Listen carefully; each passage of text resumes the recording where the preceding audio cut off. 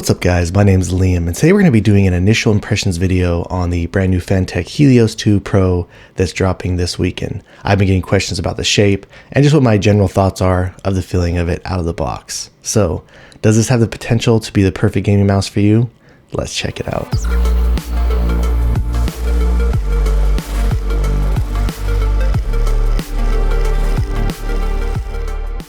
And before we get started today, I did want to let you know that this was sent out to me by Fantech. However, everything you're going to be hearing in this video today is going to be my own words and my own opinions. Taking a look at everything that comes included in the boxes for the mouse, there's a 4K dongle. It does have a rubberized bottom. I'm not sure if you get this cool collector coin with just the pre-orders or if this is something that's going to come with all editions, but that is a nice touch. A introductory letter, manual, cool looking stickers. It also does come with the 1K receiver and the 1K dongle adapter. Then this gray USB-C cable for the gray mouse, a warranty card, an additional set of these premium PTFE skates. They also give you some dot skates, and then this premium grip tape. And here we got the mouse. I absolutely love the colorway that they went with, the gray and yellow, and I even think that in the pictures that the black and yellow looks awesome. Starting over on the bottom, real simple stuff. You have your power button over here to the left, leave in the middle to power it off, switch it up to use the 4K dongle or the 1K dongle, and then down this does come with Bluetooth mode as well. And then over here on the right side, you do have a DPI button. And as far as the skates go, these are hands down the absolute top of the tier list when it comes to skates that come on a mouse out of the box. They're as premium as it gets, and they're some of my favorite skates I've used out there to date. Again, I want to remind you guys I've only had this mouse for a couple days, so I do need to use it a little bit longer before I'll be able to give you guys my truthful final opinions. The shell is just absolutely solid. It feels great. I've been squeezing on it really hard. There's not really any flex, any type of major creaking or anything like that I've noticed. And when it comes to the actual coating on here, it doesn't have any additional coating. It does have like a textured plastic to it. So it is a little bit grippier than just like say a smooth plastic, for example. But I wouldn't say it is as grippy as some of the other coatings out there that I've been using. And I tested out getting my hands wet, and the feeling on the mouse does get a little bit slipperier on the surface if you do have sweaty or wet hands. But when it comes to the switches, some of the best switches of the year to date, in my opinion, these are the TTC Gold Opticals, and they feel incredible. They're incredibly lightweight, and they're almost kind of comparable to the optical switches that are in the Ninjutso Sora. They might just be just a hair heavier, but they feel really responsive, tactile. They have a pretty good sound, and I'll go ahead and I'll drop this and I'll compare them to some of my favorite switches out there. I'll throw this against the Huano Blue Shell Pink Dots and the optical switches that do come in the Ninjutso Sora, but they feel great. And as far as the click implementation goes in this, it truly is perfect. There is very minimal play there, just enough to make the switches a little bit lighter, but doesn't interfere with the quality of the click at all. So incredibly tactile, great pre-travel and post-travel, both on mouse button 1 and 2.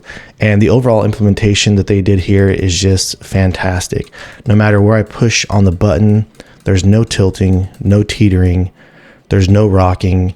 These are literally some of the best switch implementations that I've ever used as far as the feeling and how solid they are so far. Even the scroll wheel feels incredible. Nice lightweight steps, but it does have defined steps, so it's not too light. And the click on the center scroll wheel is incredibly lightweight and easy to spam. And the same experience follows right over to the side buttons. One thing I did want to mention about the side buttons really quick is I do feel like they are spaced apart a little bit further than other mice. Not that this is at all a bad thing, just took me a little bit of getting used to. I honestly kind of like it, but when it comes to the click quality, same thing, just absolutely perfect. Very minimal to almost no pre-travel, just to make the switches a little bit lighter. You get a nice click. It has very good post-travel, and there's like literally no movement there on the side buttons. Same thing, consistency on the front button, very minimal pre-travel, very minimal post-travel, and no side-to-side play. So I will update you guys again in the near future about how this holds up in the test of time, but I do want to say that out of the box, this is incredibly impressive. All right, so let's go ahead and drop a quick click and build quality sound test, and I'll compare it to some other switches out there in the market.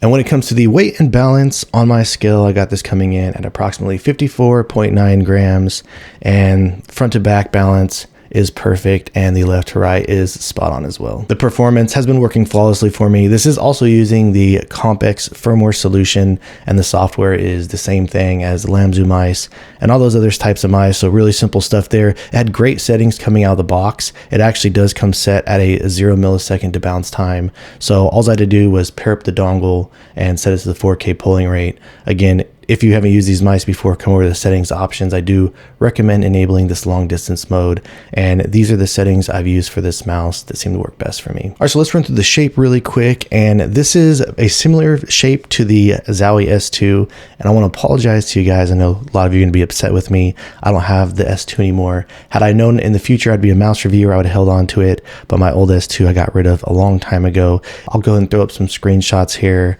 of what the overall shape comparison looks like. But it is a more of a medium style size mouse in my opinion. As you can see here, it does have a pretty flat top profile, and then it kind of has this almost like type of a rear hump in the back coming over at the bottom. It does have an incredibly aggressive rear curve here to the back, and the rear does flare out and get much wider, but then the front, it does kind of have more of a flatter feeling there up towards the front. And as you can see here from the back, it does look pretty wide from the back down here on the sides, and we'll compare it to other things, but really love the shape a lot. It has been really working great for me. All right, so starting out, let's compare it to the Logitech GPro Superlight 2. The front of these mice, they feel kind of similar as far as the actual curve profile goes. They're pretty flat. The GPro Superlight is a little bit more wide in the front than on the Helios 2 Pro, but the difference is the flatness maintains all the way to the rear of the GPro Superlight, where you got this aggressive curve on the Helios 2 Pro, and it feels much wider. Looking at these both from the back, the GPro Superlight is a little bit more rounded at the top, where you got a flatter and wider feeling at the top of the Helios 2 Pro. It is a little bit more rounded, the curve profile at the top of the GPro Superlight, to whereas on the Helios 2 Pro it feels a little bit flatter, and then again you do kind of have more of this aggressive rear hump here in the back.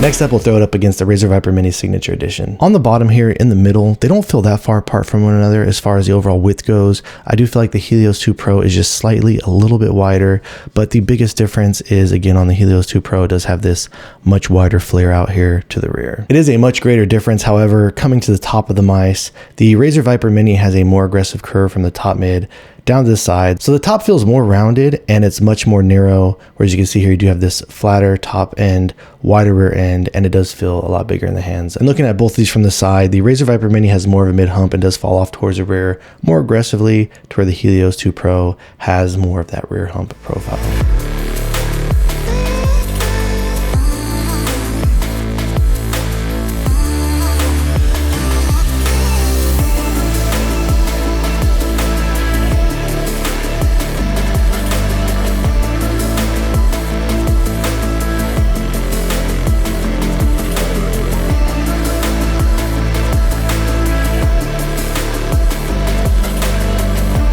And next up, I'm comparing it to the Lamzu Maya. The scale of both of these mice are actually pretty close to one another, but I do feel like the Maya just feels a little bit smaller all around.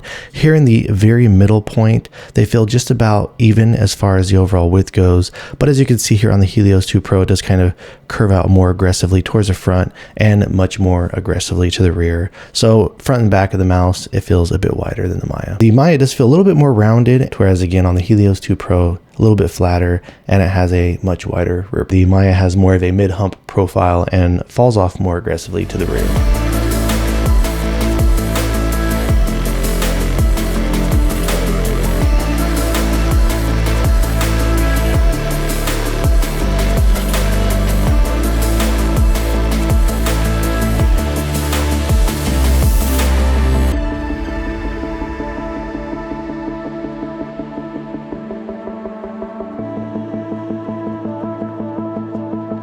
Next up, we'll compare it to the Lamzu Atlantis Mini. The Atlantis Mini all around does feel like a little bit more of a smaller type of a mouse. Even though there is aggressive curves here, I do feel like on the bottom, the rear on the Helios 2 Pro feels a bit wider, and it also feels a bit wider over here at the front. Both of these have a pretty wide profile at the top. I do feel like the Lamzu Atlantis feels a little bit more rounded. And then finally, looking at both of these from the side, the curved profile from the hump on the Mini kind of just falls off more aggressively to the front and the rear, and it feels a little bit shorter and smaller in the Helios 2 Pro.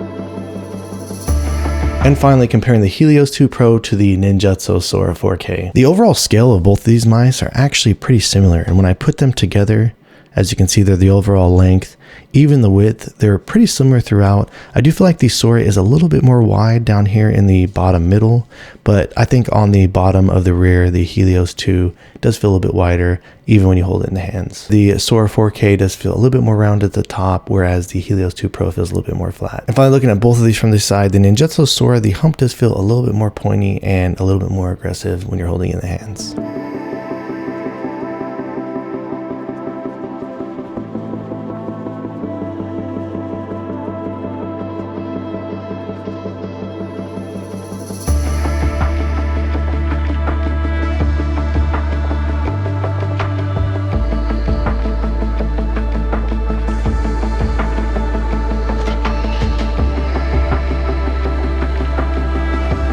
Alright guys, so that about wraps things up on my first initial impressions of the Fantech Helios 2 Pro. It's pretty clear that the team over at Fantech knows what they're doing when it comes to creating these newer style mice, and this has been incredibly impressive out of the box so far. And in terms of what comes included with this mouse and how it feels out of the box so far, I honestly can't think of anything in the price range of under $85 that even currently competes with this. Alright guys, so if you have any questions, I feel like I left anything out, please let me know down in the comments below. If you are interested in picking up any of these mice, I have left some affiliate links down in the description below if you're interested in supporting the channel. If you've liked watching this video and are interested in seeing more videos like this in the future, please drop this video a like and subscribe to my channel. Thank you so much for watching, and I look forward to seeing you guys in the next one.